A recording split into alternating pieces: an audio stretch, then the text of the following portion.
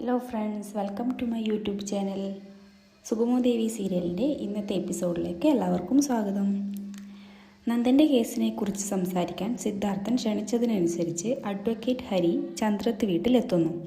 Advocate ഹരിയെ കാണുമ്പോൾ തന്നെ പ്രഭാവതി ഭയം കൊണ്ട് വിറക്കുന്നു. അവർ അദ്ദേഹത്തോട് യാചിക്കുന്നു, എൻ്റെ മകനെ എങ്ങനെയെങ്കിലും രക്ഷിക്കണം, അവൻ്റെ ഭാഗത്തു നിന്നുണ്ടായ ഒരു അബദ്ധം മാത്രമാണിത്.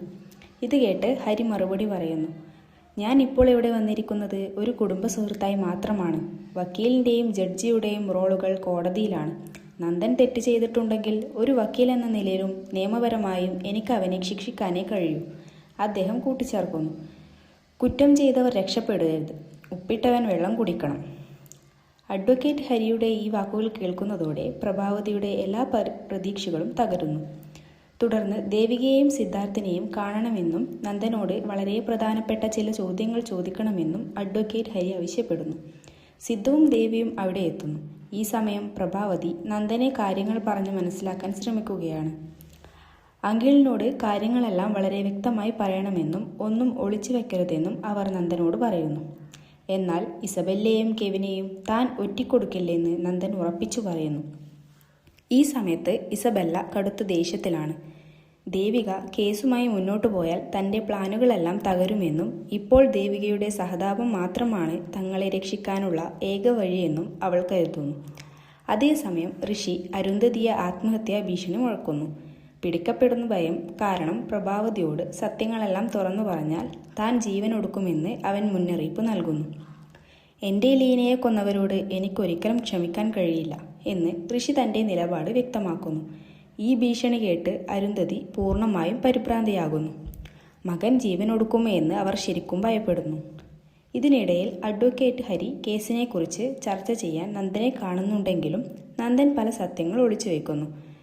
കെവിൻ്റെ പങ്കാളിത്തത്തെക്കുറിച്ച് നന്ദൻ പറയാത്തതിനാൽ അവൻ്റെ കഥ വിശ്വസിക്കാൻ അഡ്വക്കേറ്റ് ഹരിക്ക് ബുദ്ധിമുട്ടായി തോന്നുന്നു. ഇത് അപ്രതീക്ഷിതമായി സംഭവിച്ചതാണോ എന്ന് ചോദിക്കുമ്പോൾ അതെ, ആകസ്മികമായി സംഭവിച്ചതാണ് എന്ന് നന്ദൻ അവകാശപ്പെടുന്നു. അമ്മയുടെ ആ കാര്യം ചോദിക്കാൻ പോയപ്പോഴാണ് അവിടെ ഒരു തർക്കമുണ്ടായത് എന്ന് നന്ദൻ വിശദീകരിക്കുന്നു. ഇതെല്ലാം നന്ദൻ ഒറ്റയ്ക്കാണോ ചെയ്തതെന്ന് അഡ്വക്കേറ്റ് ഹരി ചോദിക്കുന്നു. ഈ ഘട്ടത്തിലും നന്ദൻ കള്ളം പറയുന്നു. വക്കീലിന് എന്തോ പന്തികേട് തോന്നുകയും നന്ദൻ്റെ മറുപടികളിൽ സംശയം ജനിക്കുകയും ചെയ്യുന്നു. പിന്നീട് ഹരി ഈ വിഷയം സിദ്ധാർത്ഥനുമായി ചർച്ച ചെയ്യുന്നു. ഈ കാര്യങ്ങളെല്ലാം ഇസബെല്ലയ്ക്കും കെവിനും അറിയാമെന്ന് നന്ദൻ പറയുമ്പോൾ വക്കീലിന് അവർക്കെതിരെ ശക്തമായ സംശയം തോന്നുന്നു. ഈ കുറ്റകൃത്യത്തിൽ അവർ പങ്കാളികളാണോ എന്ന് അഡ്വക്കേറ്റ് ഹരി തുറന്നു ചോദിക്കുന്നു. അത് നിഷേധിക്കാൻ ശ്രമിക്കുമ്പോൾ നന്ദൻ ചെറുതായി പതറുന്നു. ആ സമയത്ത് അവിടെയുണ്ടായിരുന്ന എല്ലാവർക്കും എന്തോ ഒളിച്ചു വെച്ചിട്ടുണ്ടെന്ന് വ്യക്തമായി മനസ്സിലാകുന്നു. ചർച്ച അവിടെ അവസാനിക്കുന്നു. നന്ദൻ പല സത്യങ്ങളും ഒളിച്ചു വയ്ക്കുകയാണെന്ന് ഹരി ദേവികയോടും സിദ്ധാർത്ഥിനോടും പറയുന്നു. അത് എന്താണെന്ന് നമ്മളറിയണം. ഇതറിയാതെ നമുക്ക് ഈ കേസുമായി മുന്നോട്ട് പോകാൻ കഴിയില്ല. അവനെ രക്ഷിക്കണമെങ്കിൽ അവൻ ഒളിച്ചു വെക്കുന്ന സത്യങ്ങൾ തുറന്നു പറയണം, അദ്ദേഹം നിർബന്ധിക്കുന്നു. അതേസമയം അരുന്ധതി പറഞ്ഞ കാര്യങ്ങൾ കെവിൻ ഇസബെല്ലയെ അറിയിക്കുന്നു. അവൾ തങ്ങളുടെ പ്ലാനുകളെല്ലാം നശിപ്പിക്കുമോ എന്ന് കെവിൻ ഭയപ്പെടുന്നു. ഇത് കേട്ട് ഇസബെല്ല ദേഷ്യത്തോടെ പ്രതികരിക്കുന്നു.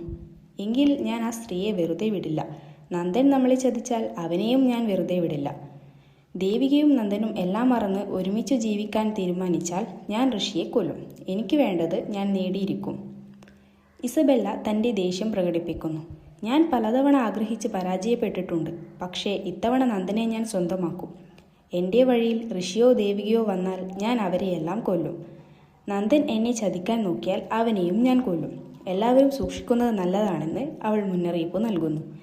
ഇസബെല്ലയുടെ ഭ്രാന്തമായ ശാഠ്യം എത്രത്തോളം അപകടകരമാണെന്ന് മനസ്സിലാക്കി കെവിൻ പൂർണ്ണമായും ഞെട്ടി നിൽക്കുന്നു. വരാനിരിക്കുന്ന ആവേശകരമായ എപ്പിസോഡുകൾക്കായി നമുക്ക് കാത്തിരിക്കാം. Bye bye. ഇന്ന് രാത്രി ഫ്ലവേഴ്സ് ചാനലിൽ എല്ലാവരും മുടങ്ങാതെ കാണുക.